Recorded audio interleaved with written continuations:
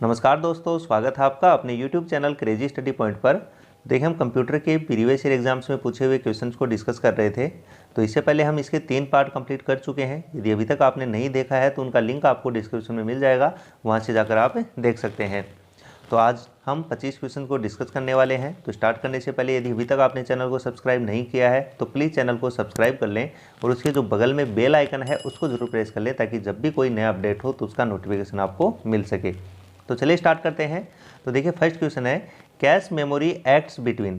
Cash memory बीच में काम करती है। तो देखिए, जो कैश मेमोरी होती है वो जो सीपीयू और रैम है उसके बीच में बफर का कार्य करती है। तो सी ऑप्शन जो है वो इसका यहाँ पर करेक्ट हो जाएगा। नेक्स्ट क्वेश्चन देखिए,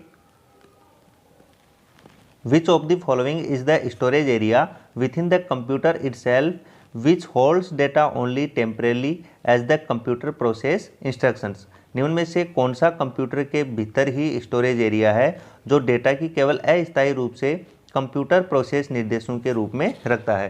तो यहाँ पर देखिए, जो डेटा कंप्यूटर प्रोसेस हो रहा होता है उसको अस्थायी तौर पर जो स्टोर होता है वो उसकी मेन मेमोरी में होता है। तो बी ऑप्शन जो है इसका यहाँ पर क्या हो जाएगा, करेक्ट हो जाएगा। तो जो रैम मेमोरी होती है हमारी, उसी को हम मेन मेमोरी के नाम से जानते हैं, और जो डेटा प्रोसेस हो रहा होता है वो अस्थायी तौर पर इसी मेमोरी में स्टोर रहता है। नेक्स्ट क्वेश्चन देखिए, the two kinds of main memory are. तो देखिए, हमारी जो मेमोरी होती है वो दो प्रकार की होती है। एक होती है प्राइमरी मेमोरी और एक होती है हमारी सेकेंडरी मेमोरी। प्राइमरी मेमोरी को ही हम मेन मेमोरी के नाम से भी जानते हैं, या इसी को हम इंटरनल मेमोरी भी कहते हैं। इसी को हम इंटरनल मेमोरी भी कहते हैं। जबकि जो सेकेंडरी मेमोरी होती है इसी को हम ऑक्सिलरी मेमोरी के नाम से भी जानते हैं, और इसी को हम एक्सटर्नल मेमोरी के नाम से भी जानते हैं। हमसे ये पूछा है कि जो मेन मेमोरी होती है इसके कितने प्रकार होते हैं, इसके जो दोनों प्रकार हैं वो कौन से होते हैं। तो देखिए, जो मेन मेमोरी होती है या हमारी जो प्राइमरी मेमोरी होती है ये दो प्रकार की होती है। एक होती है रैम और एक होती है रोम। तो यही पूछा है कि जो मेन मेमोरी है उसके दो प्रकार कौन से हैं। तो बी ऑप्शन इसका करेक्ट हो जाएगा, रोम एंड रैम। नेक्स्ट देखिए, विच 3 parts of computer receive input. Computer के कौन से 3 भाग इनपुट प्राप्त करते हैं। तो देखिए, ए ऑप्शन में MICR, जिसकी फुल फॉर्म होती है मैग्नेटिक इंक कैरेक्टर रिकॉग्नाइजेशन, जो कि एक इनपुट डिवाइस है। ऐसे देखिए, बार कोड रीडर, ये भी एक इनपुट डिवाइस है, और टच स्क्रीन के द्वारा भी हम इनपुट देते हैं। तो यहाँ पर देखिए, जो तीनों ही हैं वो क्या है, इनपुट प्राप्त करते हैं। तो ए ऑप्शन जो है इसका यहाँ पर क्या हो जाएगा, करेक्ट हो जाएगा। इसमें देखिए, कीबोर्ड ये तो एक इनपुट डिवाइस है, लेकिन यहाँ पर देखिए प्रिंटर ये क्या है, एक आउटपुट डिवाइस है। जबकि ALU है, ये ना तो इनपुट डिवाइस है और ना ही आउटपुट डिवाइस है। तो ये यहाँ पर क्या हो जाएगा, इसका राइट आंसर नहीं होगा। ऐसे देखिए, इसमें कीबोर्ड और माउस ये तो दोनों इनपुट डिवाइसेस हैं, लेकिन प्रिंटर जो है वो इनपुट डिवाइस नहीं है। ऐसे देखिए, इसमें भी प्रिंटर आ गया, तो ये भी इनपुट डिवाइस नहीं है। जो तीनों के तीनों हैं वो इनपुट डिवाइसेस कौन से ऑप्शन में है, ए में है। तो ए ऑप्शन इसका यहाँ पर क्या हो जाएगा, करेक्ट हो जाएगा। नेक्स्ट देखिए, एक group of 8 bits is called. 8 bit के समूह को कहा जाता है। तो यहाँ पर देखिए, जो 8 बिट का ग्रुप होता है, 8 बिट का जो समूह होता है वो 1 बाइट के नाम से जाना जाता है। वो 1 बाइट के नाम से जाना जाता है। तो सी ऑप्शन जो है इसका क्या हो जाएगा, करेक्ट हो जाएगा। जबकि जो निबल है ये होता है 4 बिट का समूह है। जो निबल है वो होता है हमारा 4 बिट का समूह है। यहाँ पर पूछा है हमसे कि 8 बिट का जो समूह है उसको क्या कहा जाता है, तो उसको हम बाइट के नाम से जानते हैं। नेक्स्ट देखिए, GUI स्टैंड्स फॉर। तो देखिए, यहाँ पर GUI इसकी फुल फॉर्म होती है graphical user interface. Graphical user interface. तो डी ऑप्शन जो है इसका क्या हो जाएगा, करेक्ट हो जाएगा। नेक्स्ट देखिए, which type of memory holds only the program and data that the CPU is presently processing. किस प्रकार की मेमोरी में केवल वह प्रोग्राम और डेटा होता है जिसे CPU वर्तमान में प्रोसेस कर रहा है। तो देखिए, CPU में प्रेजेंट टाइम में जो डेटा प्रोसेस हो रहा होता है वो अस्थायी तौर पर जो है वो रैम में स्टोर रहता है। तो सी ऑप्शन जो है इसका क्या हो जाएगा, करेक्ट आंसर हो जाएगा। नेक्स्ट देखिए, properly arrange data is called. उचित रूप से व्यवस्थित डेटा को क्या कहा जाता है? तो देखिए, जो सही ढंग से सुव्यवस्थित जो डेटा होता है उसको हम इंफॉर्मेशन के नाम से जानते हैं, सूचना के नाम से जानते हैं। तो ए ऑप्शन जो है इसका यहाँ पर क्या हो जाएगा? करेक्ट आंसर हो जाएगा कि जो प्रॉपरली अरेंज डेटा होता है उसको हम इंफॉर्मेशन के नाम से जानते हैं। नेक्स्ट क्वेश्चन देखिए, output devices make it possible to. Output device इसे संभव बनाते हैं। तो देखिए, आउटपुट डिवाइसेस जो हैं वो हमें देखने और उसका जो डेटा होता है उसका प्रिंट लेने के लिए आउटपुट डिवाइसेस जो होती है क्या होती हैं? यूजफुल होती हैं। तो आउटपुट डिवाइसेस के द्वारा ही हम जो है डेटा को देख सकते हैं और उसको प्रिंट कर सकते हैं। तो ए ऑप्शन जो है इसका क्या हो जाएगा? करेक्ट हो जाएगा। नेक्स्ट देखिए, nibble in computer terminology is also called. Computer शब्दावली में निबल को भी कहा जाता है। तो देखिए, अभी हमने देखा था कि जो 8 बिट का समूह होता है वो एक बाइट कहलाता है, वो एक बाइट कहलाता है। और 4 बिट का जो ग्रुप होता है, 4 बिट का जो ग्रुप होता है उसे हम निबल के नाम से जानते हैं। उसे हम क्या जानते हैं? एक निबल के नाम से जानते हैं। तो देखिए, 4 बिट को हम हाफ बाइट भी बोल सकते हैं, 4 बिट को हम हाफ बाइट भी बोल सकते हैं। तो यहाँ पर देखिए, निबल को हम क्या बोल सकते हैं? हाफ बाइट भी बोल सकते हैं। तो डी ऑप्शन जो है इसका क्या हो जाएगा? करेक्ट आंसर हो जाएगा। नेक्स्ट देखिए, every component of your computer is either. आपके कंप्यूटर का प्रत्येक घटक या तो है। तो देखिए, हमारे कंप्यूटर का जो प्रत्येक घटक है वो या तो कोई सॉफ्टवेयर होता है या फिर कोई हार्डवेयर होता है। तो सी ऑप्शन जो है इसका यहाँ पर करेक्ट आंसर हो जाएगा कि every component of your computer is either hardware और सॉफ्टवेयर। नेक्स्ट क्वेश्चन देखिए, in context of computing what is the full form of URL।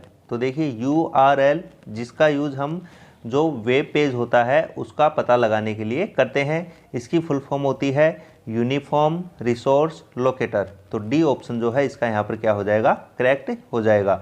Next देखिए, in the field of information and communication technology what is the full form of FDD।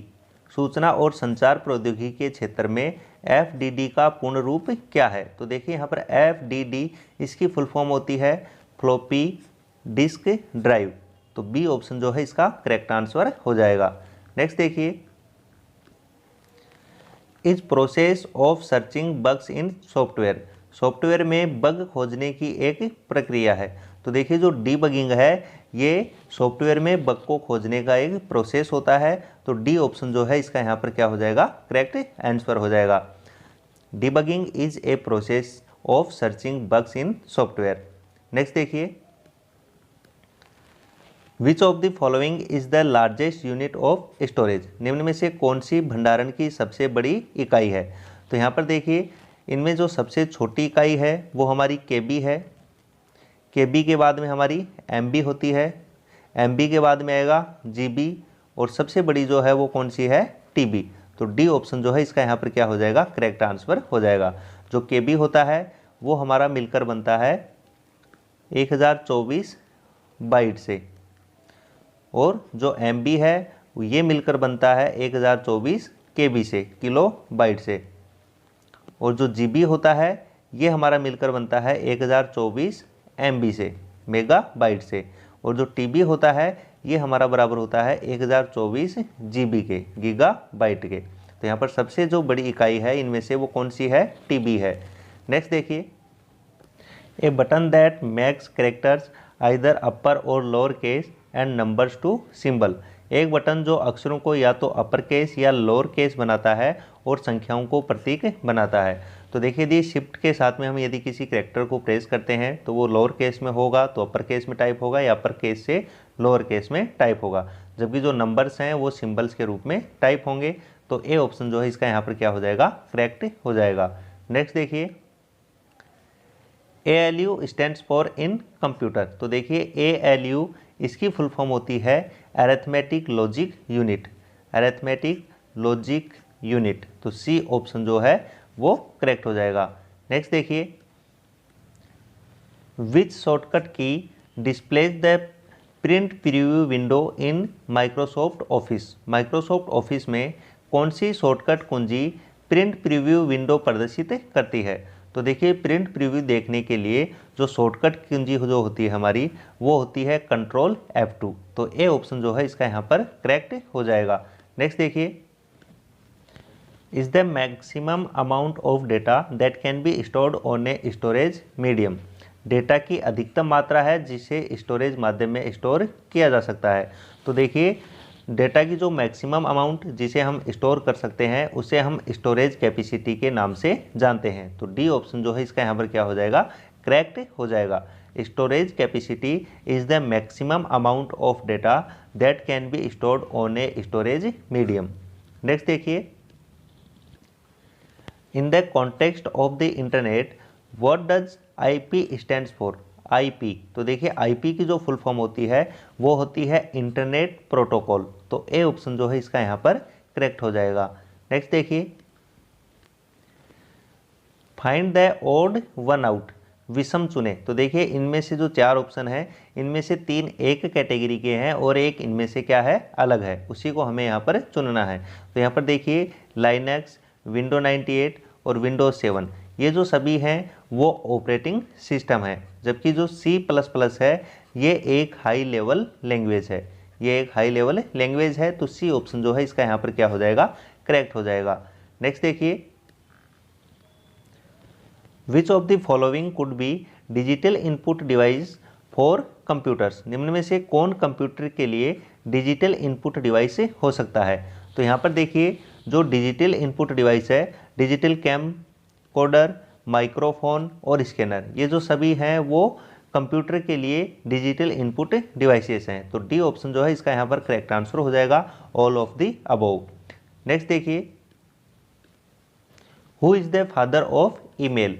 Email का जनक कौन है? तो देखिए जो email के जो जनक हैं वो रे टॉमलिंसन है। तो बी ऑप्शन जो है इसका यहाँ पर क्या हो जाएगा, करेक्ट आंसर हो जाएगा। नेक्स्ट देखिए, what is the full form of PROM। तो देखिए PROM इसकी फुल फॉर्म होती है programmable read only memory. Programmable read only memory. तो ए ऑप्शन जो है इसका यहाँ पर करेक्ट हो जाएगा। नेक्स्ट देखिए, the output quality of A printer is measured by. तो देखिए जो प्रिंटर होता है उसकी जो आउटपुट क्वालिटी होती है उसको DPI में मापा जाता है, जिसकी फुल फॉर्म होती है डॉट्स पर इंच। डॉट्स पर इंच। तो सी ऑप्शन जो है इसका यहाँ पर करेक्ट आंसर हो जाएगा। तो ठीक है दोस्तों, यदि वीडियो आपको अच्छा लगा हो तो ज़्यादा से ज़्यादा लाइक करें और शेयर करें, और यदि अभी तक आपने चैनल को सब्सक्राइब नहीं किया है तो प्लीज़ चैनल को सब्सक्राइब कर लें और उसके जो बगल में बेल आइकन है उसको जरूर प्रेस कर लें, ताकि जब भी कोई नया अपडेट हो तो उसका नोटिफिकेशन आपको मिल सके। Okay, thank you.